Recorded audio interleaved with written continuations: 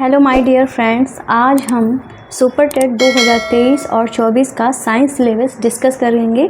फिर अपना जो पहला टॉपिक है दैनिक जीवन में विज्ञान, उसको भी शुरू कर देंगे। तो भाई सुपर टेट में हमारा साइंस जो होता है वो 10 मार्क्स में आता है, ठीक है। इसमें कुल ये हमारे इतने टॉपिक हैं। हम अपने सारे के सारे टॉपिक जो हैं उनको एक बार देख लेते हैं।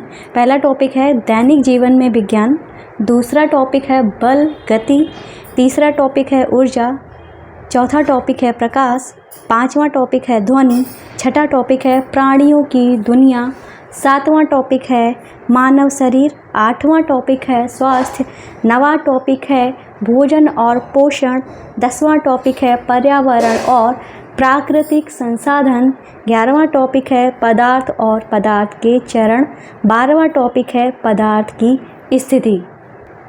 तो कुल मिलाकर हमारे यहाँ पे 12 टॉपिक दिए गए हैं, पर इन 12 टॉपिक में हमें बहुत ही ज़्यादा पढ़ना है। सिर्फ ऐसा नहीं है हमें प्रकाश की डेफिनेशन याद कर लेनी है, ऊर्जा की डेफिनेशन याद करनी है। ऊर्जा भी कई तरीके के होते हैं, कई सारी डेफिनेशन हमें पढ़ना है। तो सिलेबस दिखने में भले ही इतना हो, पर हमें पढ़ना बहुत ज़्यादा है। तो चलिए शुरू कर देते हैं अपना पहला टॉपिक दैनिक जीवन में विज्ञान। तो भाई मैं आपको बता देती हूँ, ये मेरे खुद के हैंड रिटन नोट्स हैं, ठीक है। और हम इसी से ही पढ़ेंगे और डेली हमारी क्लासेस होंगी। हर सब्जेक्ट को हम यहाँ पे इसी तरीके से पढ़ाएंगे, ठीक है। तो हमारा पहला टॉपिक है साइंस इन डेली लाइफ, ठीक है। तो शुरुआत करते हैं सर आइजैक न्यूटन से। सर आइजैक न्यूटन ने यह निष्कर्ष निकाला कि पृथ्वी पर हर वस्तु को गुरुत्वाकर्षण के कारण अपनी तरफ खींचती है, जिसकी वजह से प्रत्येक वस्तु पृथ्वी पर गिरती है। मतलब हर चीज़, कोई भी चीज़ अगर हम पृथ्वी पर फेंकते हैं तो हर वो चीज़ ज़मीन पर ही आकर गिरती है। उसका कारण क्या है? तो उसका कारण है पृथ्वी का गुरुत्वाकर्षण, ठीक है। तो उस वस्तु पर गुरुत्वाकर्षण लगता है, जिसकी वजह से पृथ्वी पर हर चीज़ ये खिंची चली आती है। और ये जो नियम है वो किसने दिया है? सर आइजैक न्यूटन ने दिया है। तो गुरुत्वाकर्षण का नियम किसने दिया है? सर आइजैक न्यूटन ने दिया है। आगे चलते हैं तो आगे हमारा है वैज्ञानिक विधि के चरण। वैज्ञानिक विधि के निम्न चरण होते हैं। इन्हीं चरणों के आधार पर ही वैज्ञानिक किसी चीज़ की रिसर्च करता है, किसी चीज़ का शोध करता है, ठीक है। तो पहला हमारा है जिज्ञासा या प्रश्न करना, जिसको हम क्यूरियोसिटी या क्वेश्चनिंग कह सकते हैं। दूसरा है परिकल्पना, मतलब किसी भी साइंटिस्ट के मन में किसी चीज़ के बारे में आपको जानना है, तो उस चीज़ के लिए आपके मन में जिज्ञासा होगी या बहुत सारे प्रश्न उठ रहे होंगे। फिर आप क्या करोगे? उसके बारे में परिकल्पना करोगे या उसके बारे में सोचोगे, ठीक है। फिर आप उस पर परीक्षण करोगे, ठीक है। फिर उसके बाद आप उसका विश्लेषण करोगे या वर्गीकरण करोगे, ठीक है। फिर उसका अभिलेखन करेंगे आप, फिर पुनर्विचार करेंगे, ठीक है। जो मतलब आपने निष्कर्ष जो आप कर रहे हो, जिस पे आप शोध कर रहे हो, उस पर आप फिर से पुनर्विचार करेंगे। फिर आप फाइनल निष्कर्ष निकालेंगे। फिर आप फिर से, अगर आपका प्रयोग सक्सेस रहा तब तो ठीक है, नहीं सक्सेस रहा तो फिर से आप नया प्रयोग करोगे। तो ये थे हमारे कुछ वैज्ञानिक विधि के चरण। जिज्ञासा, जिसको हम क्वेश्चनिंग या प्रश्न करना भी कह सकते हैं, परिकल्पना, परीक्षण, विश्लेषण या वर्गीकरण, अभिलेखन, पुनर्विचार, निष्कर्ष निकालना, फिर हमारा नया प्रयोग। ये कुल 8 होते हैं, ठीक है। क्वेश्चन कभी कभार पूछ दिया जाता है कि वैज्ञानिक विधि के कितने चरण हैं, तो वैज्ञानिक विधि के कुल 8 चरण हैं, ठीक है। आगे चलते हैं तो आगे है हमारा वैज्ञानिक खोजों में भारतीय एवं विदेशी वैज्ञानिकों का योगदान, ठीक है। तो इस चैप्टर में ऐसा है कि आपको सब कुछ रटना पड़ेगा और याद करना पड़ेगा, क्योंकि यहाँ पे हम बहुत सारे भारतीय और जो विदेशी वैज्ञानिक हैं उनकी खोजों के बारे में ही पढ़ेंगे, ठीक है। तो वैज्ञानिक खोजों में भारतीय और विदेशी वैज्ञानिकों का योगदान की बात करते हैं तो भारतीय वैज्ञानिकों में हमारे चरक हैं, सुश्रुत हैं, आर्यभट्ट हैं, आगे और भी दिए गए हैं। तो फिलहाल चरक के बारे में पढ़ते हैं। चरक जो थे जड़ी बूटियों के औषधीय गुणों के द्वारा रोगों का उपचार की विधि का विकास किया। तो इन्होंने क्या किया? चरक ने जड़ी बूटी मतलब औषधि विधि जो थी, उससे जड़ी बूटी का यूज करके रोगों का उपचार करना सीखा, ठीक है, सिखाया या सीखा। ठीक है, ये काम करते थे। सुश्रुत की बात करते हैं तो सुश्रुत शल्य चिकित्सा जिसको सर्जरी बोला जाता है, में महत्वपूर्ण योगदान दिया। तो जितने भी हमारे इंस्ट्रूमेंट यूज किए जाते हैं आजकल सर्जरी में, वो सारे उनका निर्माण करने वाले सुश्रुत ही हैं। लेकिन इनका श्रेय जो है इतना मिल नहीं पाया, लोग इनके बारे में जानते नहीं हैं।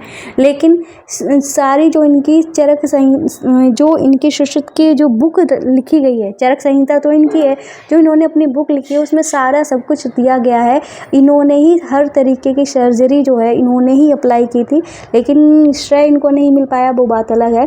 तो फिलहाल सुश्रुत जो है वो शल्य चिकित्सा से या सर्जरी से रिलेटेड हैं, और चरक जो है जड़ी बूटी औषधि से रिलेटेड हैं। आर्यभट्ट की बात करते हैं, आर्यभट्ट ने क्या किया है, पाई का मान निकाला है। तो एक बार फिर से देख लेते हैं। चरक ने जड़ी बूटियों के औषधि गुणों के बारे में बताया है, और सुश्रुत ने सर्जरी या शल्य चिकित्सा के बारे में बताया, और आर्यभट्ट ने पाई का मान दिया।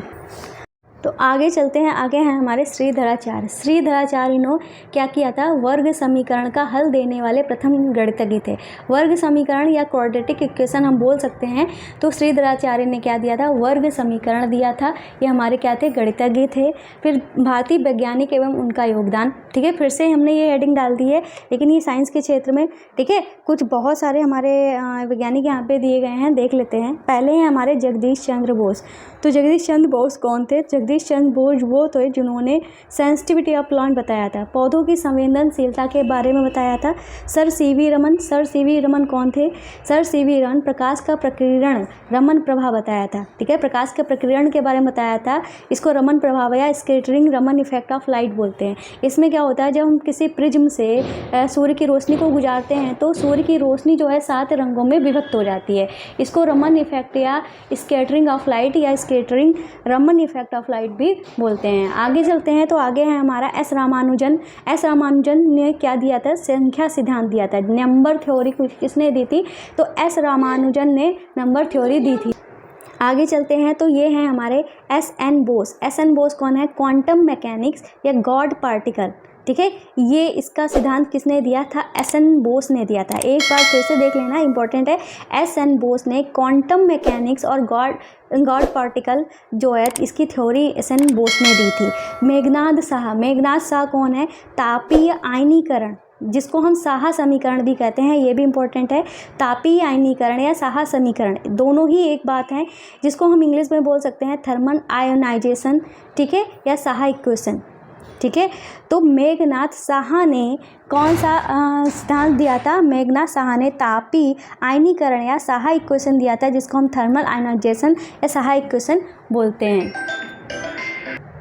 नेक्स्ट है हमारा T R Seshadri. T R Seshadri ने ऑर्गेनिक केमिस्ट्री मतलब औषधि विज्ञान, ऑर्गेनिक केमिस्ट्री या फार्माकोलॉजी में योगदान दिया है, ठीक है।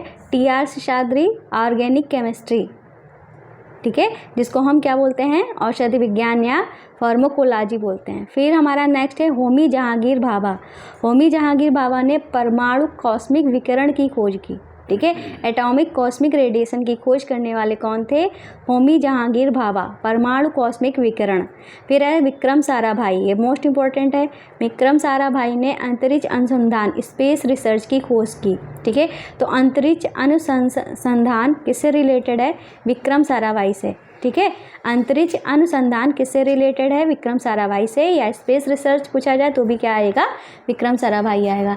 नेक्स्ट है हमारे डॉक्टर एपीजे अब्दुल कलाम, जिन्हें मिसाइल मैन ऑफ इंडिया भी बोला जाता है। क्या बोला जाता है? मिसाइल मैन ऑफ इंडिया भी बोला जाता है। डॉक्टर एपीजे अब्दुल कलाम ये प्रक्षेपण शास्त्र से रिलेटेड है, ठीक है, जिसको हम लॉन्च साइंस या लॉन्च साइंस बोलते हैं, या मिसाइल लॉन्च से रिलेटेड कौन है, ठीक है। आपको ध्यान बस रखना है, प्रक्षेपण शास्त्र पूछा जाए या मिसाइल लॉन्च पूछा जाए तो ये रिलेटेड है किससे? एपीजे अब्दुल कलाम से, जिनको हम मिसाइल मैन ऑफ इंडिया बोलते हैं। आगे चलते हैं, आगे हमारे कस्तूरी रंगन है। ये भी हमारे प्रक्षेपण शास्त्र या प्रोजेक्शन साइंस से रिलेटेड है, ठीक है। किससे रिलेटेड है? प्रोजेक्शन साइंस या प्रक्षेपण शास्त्र से रिलेटेड है। फिर आगे हैं हमारे डॉक्टर हरगोविंद खुराना। कौन है? डॉक्टर हरगोविंद खुराना, जो कि आनुवांशिकी कोड की स्थापना की थी इन्होंने। ठीक है, अगर आपसे क्वेश्चन पूछा जाता है, इंपॉर्टेंट क्वेश्चन है, आनुवांशिकी कोड की स्थापना किसने की है? तो आनुवांशिकी कोड की स्थापना डॉक्टर हरगोविंद खुराना ने की है। ठीक है, इसको इंग्लिश में ऐसे बोलेंगे, इस्टेब्लिशमेंट ऑफ जेनेरिक कोड। ठीक है, जेनेरिक कोड का मतलब क्या होता है? आनुवांशिकी कोड बोलते हैं। ठीक है, नेक्स्ट है हमारे सुब्रमण्यम चंद्रशेखर। सुब्रमण्यम चंद्रशेखर भी इंपॉर्टेंट है। ये खगोल शास्त्र या खगोल विज्ञान से रिलेटेड हैं, जिसको एस्ट्रोनॉमी बोला जाता है। ठीक है, क्या बोला जाता है? एस्ट्रोनॉमी बोला जाता है। सुब्रमण्यम किससे रिलेटेड है? खगोल शास्त्र है, एस्ट्रोनॉमी से रिलेटेड है।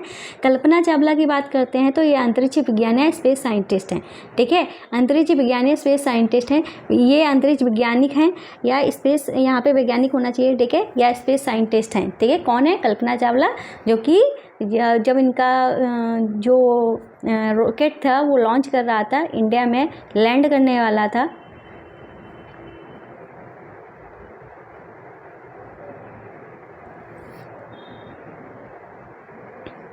तो ये है कल्पना चावला। कल्पना चावला किससे रिलेटेड है? अंतरिक्ष विज्ञान से रिलेटेड है।